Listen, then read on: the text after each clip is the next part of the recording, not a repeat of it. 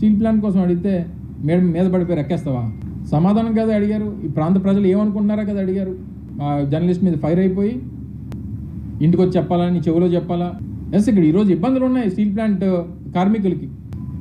వాళ్ళకు ఉన్నటువంటి ఇబ్బందులు, వారికి ఉన్నటువంటి అనుమానాలు నివృత్తి చేయమని చెప్పి అడుగుతూ ఉన్నారు. అవి నివృత్తి చేయడం మానేసి ప్రతి ఒక్కరికి చెప్పాలా? ఎందుకో ఆ ఫ్రస్ట్రేషన్ దేనికి?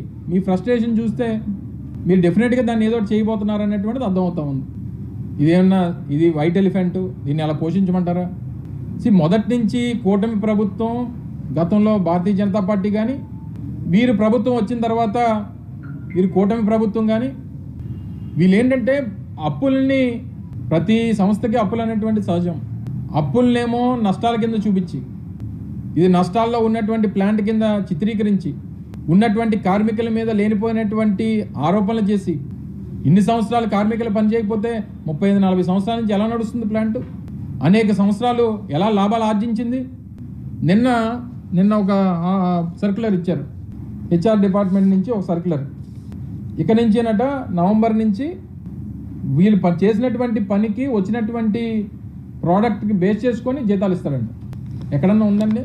వీళ్ళేమో షేర్ హోల్డర్సా, ఎంప్లాయీస్ ఏమన్నా అందులో? వారు సంస్థకి పనిచేస్తూ ఉన్నారు.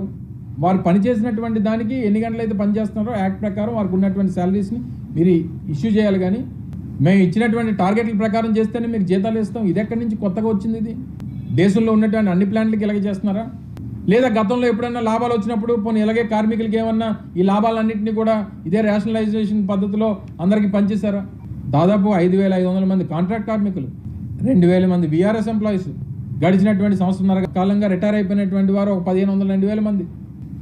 అంటే 2024 జూన్కి 2025 నవంబర్కి వచ్చేసరికి ఉన్నటువంటి ఎంప్లాయీస్ సంఖ్య 9,000 నుంచి 10,000 మందికి తగ్గిపోయారు. ఇది మీరు సాధించినటువంటి ఘనత. పుట్టికేగలేనమ్మ స్వర్గానికి ఎగిందని చెప్పి సామెత ఉంటుంది. ఉన్నటువంటి మన ఆయుపట్టు విశాఖపట్నం స్టీల్ ప్లాంట్ ఈ ప్రాంతానికి, రాష్ట్రానికి అతిపెద్ద పరిశ్రమ, రాష్ట్రంలో హైయెస్ట్ ఎంప్లాయ్మెంట్ జనరేటింగ్ సంస్థ. దీన్ని ఉద్ధరించలేకపోతున్నాం. మనం తీసుకుని వచ్చి రేపు వచ్చే 2-3 సంవత్సరాల్లో 40 లక్షల మందికి ఉద్యోగాలు అని చెప్పినంటే ఎంతమందికి ఇచ్చా? ఈ 17-18 మాసాల్లో ఎంతమందికి ఉద్యోగాలు ఇచ్చారు చెప్పండి? ఎంతమందికి తీసిన వాళ్ళు ఎంతమంది నేను చెప్తా, ఇచ్చిన వాళ్ళు ఎంతమంది మీరు చెప్పండి?